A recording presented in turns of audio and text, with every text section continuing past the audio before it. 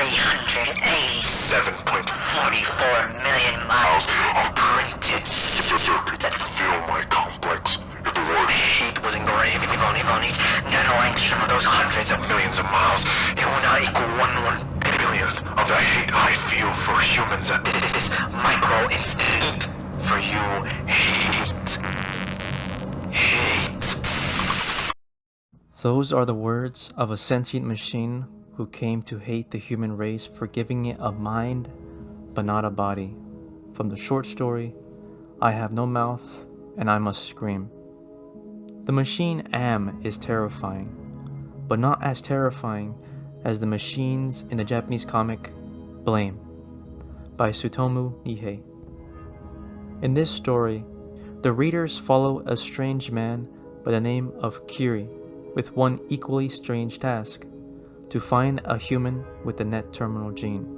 Throughout his journey, he encounters bizarre structures and their inhabitants, artificial life, and the most dangerous among them, the machines.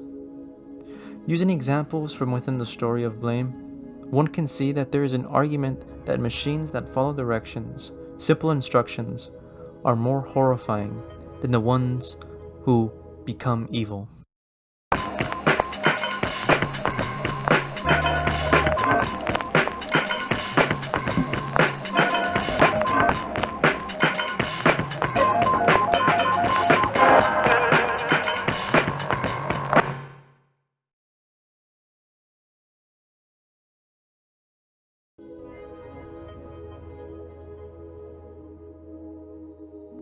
To start off, examining the world of Blame, one will notice the erratic and strange architecture, stairs that lead to more stairs, impractical walkways, bizarre geometry, and even entire cities built upside down. The culprits of these buildings are the builders. Though being numerous and simple machines, they can only be accessed by people with the net terminal gene, a special genetic trait that allowed access to a very advanced digital space called the NetSphere, a space where users can create anything they could think of, basically becoming godlike entities to outside observers. But a mysterious mutation killed off every living human with that gene, virtually denying everyone access to the builders and many more machines.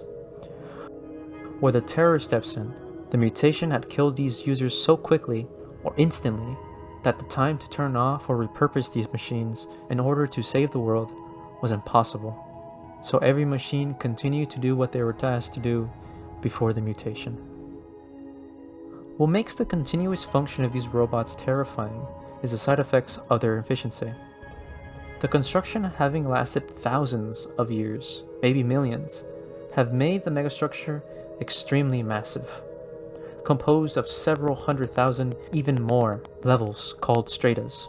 A single layer of the megastructure that can be analogous to a city or country, even larger. To explore the grand size of the complex, in other stories or comics, the heroes may have needed chapters or entire arcs, books, to traverse continents or large oceans. In the graphic novel BERSERK by Kentaro Miura and Koji Mori, the heroes have to embark on a ship to find a magical island that may have the power to cure a hero's friend from a curse. In chapter 278, they set sail and begin the voyage, and after a few stops and side adventures, and 64 chapters later, in chapter 342, they finally land on the island and begin their new adventure. In Kyrii's journey, those same distances are traveled in a few panels, and maybe sometimes maximum a few pages. And this shows how large the world is, that distance and time almost become non-factorable. In one section of the story, Kyrii encounters a stairwell that's about 300 kilometers high. Walking up those 1,000 steps, he goes through a door and enters a horizonless roof veiled in black. There he meets a simple observer who says The walls have a spherical diameter of approximately 144,000 meters. The size is quite large, but applying that number to something we know, the emptiness is roughly the size of Jupiter, the largest planet in our solar system. It can be agreed that the void was most likely left behind by the builders, as they used its metaphorical meat and bones to continue their construction. Adding thought from this, it can be assumed that the megastructure has engulfed the sister planets like Mars or Saturn, or even the Sun, whose bright light could have been replaced with a cold metallic complex. Continuing from that, the megastructure, being imposing and having an eerie quietude, actually houses the last humans alive. Though some are on the verge of death, while others live with some semblance of normality, all have some metallic neighbors. The builders, being the most common, are usually destroyed by time or by the inhabitants. The ones who aren't shut down find themselves stuck within the strata. Without anywhere new to build, they simply rebuild what is already there. After crossing a bridge, Kyrii encounters a small group of survivors. The struggler explains that his friend is sick and very weak, being unable to move. But where the problem lies in this is that the builders nearby have caused trouble for him and his friend, and in a few moments was going to rebuild his old home and destroy it. Luckily, Kyrii, with a strange device, uses it to stop the machines. In excitement, the struggler runs off to his friend, and Kyrii saved them from a very terrible fate.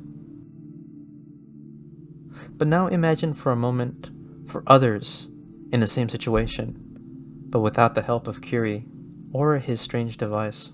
They would have to be constantly moving homes, and if one was to become ill or crippled, they might be crushed by the appearance of beams and walls. Some may even encounter them in their slumber, making living an atrocity. It can be said that some machines make each strata act like an ever-changing labyrinth or a grand metallic organism with an incurable cancer. The builders are like an invasive species of insects, maybe brung to be placed inside farmlands to eat away at pests and weeds, but after a flood washed the bugs away from the farm and into a nearby river, and from there into the soil, they eat the pests and the weeds from the land. But in this case, it is the native life. Soon, because of this interference, the insects, the animals, the grass, and the plants begin to die away, destroying the ecosystem, maybe even leaving a large land of nothing similar to the megastructure. The never-ending construction and the monotonous slavery is what makes these machines the true terror. A tool that may have been one of the most useful items to humanity is now a metallic captor, a world eater, a bringer of chaos and destruction.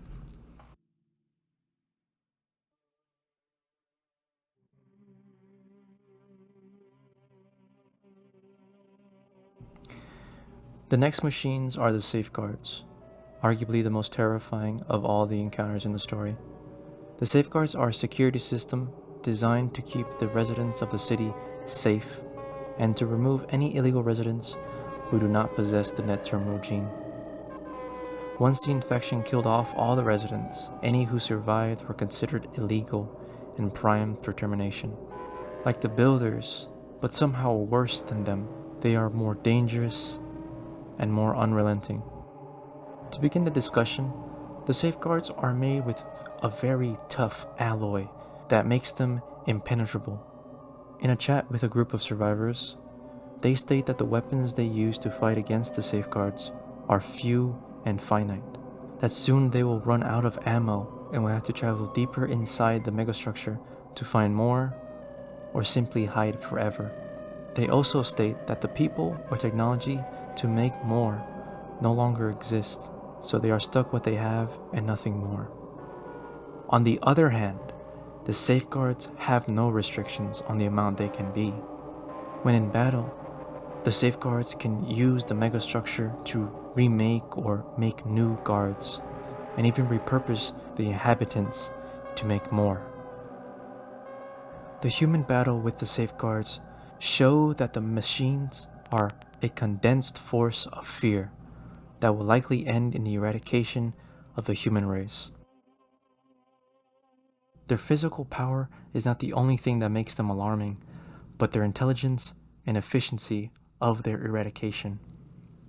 In the story, Kyrii encounters a group of survivors, and they invite him to their colony. After a long journey, they reach the inhabitants and their small homes. Here, Kyrii approaches a small crowd and finds a safeguard in disguise within it. In the same moment, the safeguard reveals itself. Many of the inhabitants die, but because of Kyrii, they managed. What makes this scene impactful is that the safeguards are not just machines that charge headfirst into the first sign of humans, but create plans and make decisions to ensure the most number of inhabitants are removed. The safeguards are not only powerful, but intelligent, and that is in part because they are frightening machines.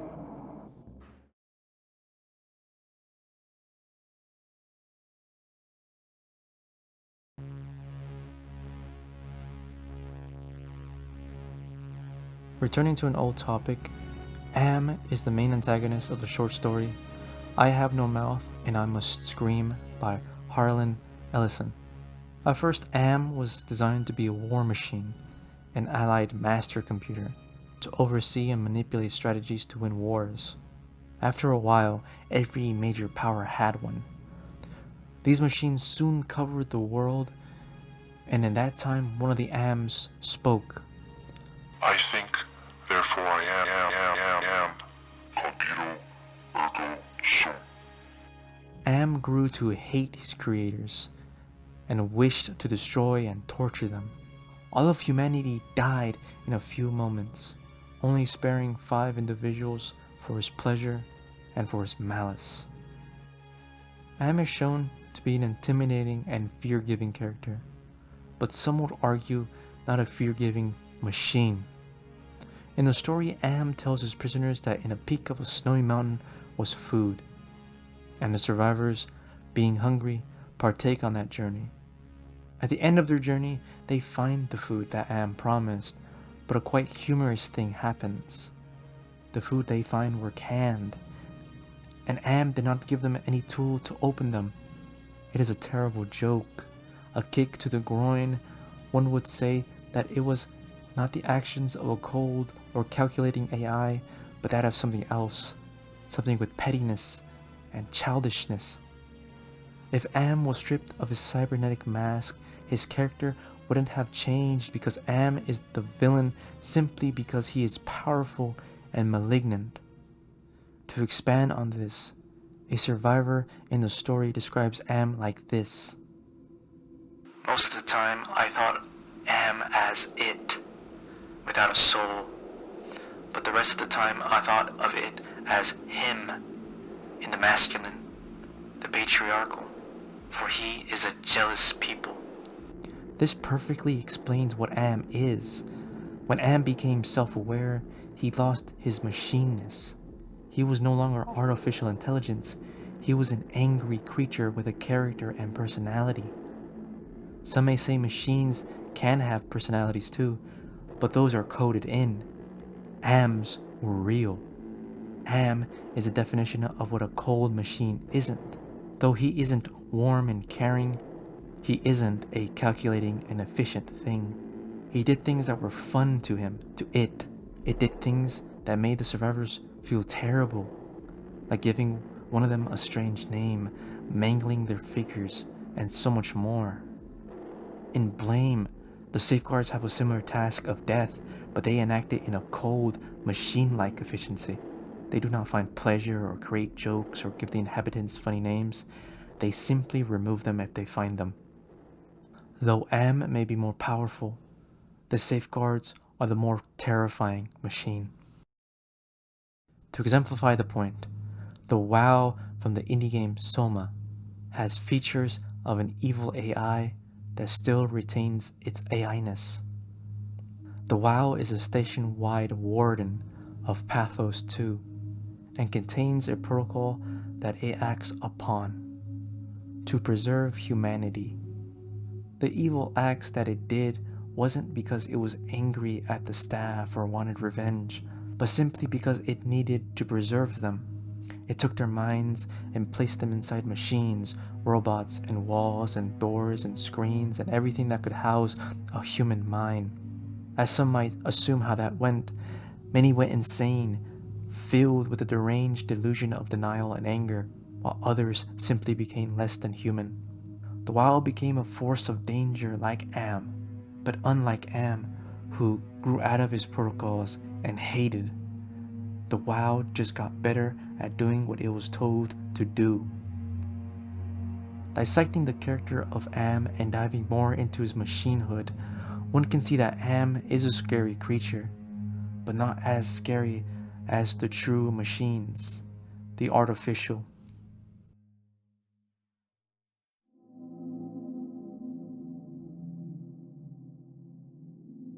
To summarize, evil machines like Am are terrifying, but they do not come close to the ones who are not malignant, the simple robots that follow their instructions.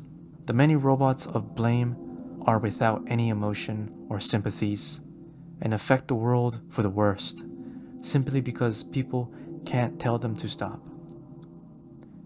Many machines can be designed for good or for specific reasons, but if some are left unchecked, they can become uncontrollable terrors.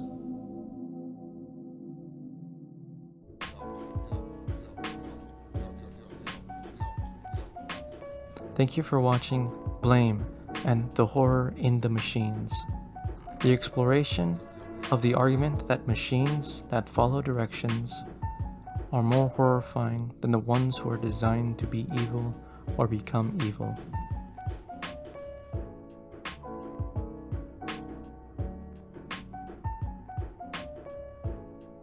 Now this is a little topic I actually kind of found interesting. What makes AI is that they're artificial. They're not real. They're fake. And it is very important that people understand what AI is. AI is a copier, a follower of instructions. And what makes that horrifying is the instructions. You know, it could mean something else, you know. Like, think of like a toaster, you know. At 3 o'clock, make me toast. And you got a little machine that makes, at 3 o'clock, always makes toasts. And say you go out to Hawaii or something, you know, for a vacation, and you forgot to turn it off. So then you're like in a month in Hawaii, you come back to your house and it's filled with toast, you know, it's filled with toast, you know. That's, you know, it's a little funny example, but you know, that's what AI is. It just does what it's told. AI is the most efficient thing at following directions. If you tell an AI to kill every human being on the earth, it will do that. And it will do it efficiently. And that's what I think I found the safeguards in the world of Plum so interesting. Because they're not malicious. They're not malignant. They're just robots doing what they're told, you know. It's just a security system that people forgot the password of, you know, so they can't turn it off, which is so cool, you know. You know, it's not this stupid AI that's, oh, I'm evil, I want to kill everybody. That's fucking stupid. I find that so stupid in movies and books that AIs become this malignant creature. Like, that's stupid. That is stupid. That's why I really dislike certain sci-fi stuff. It's stupid.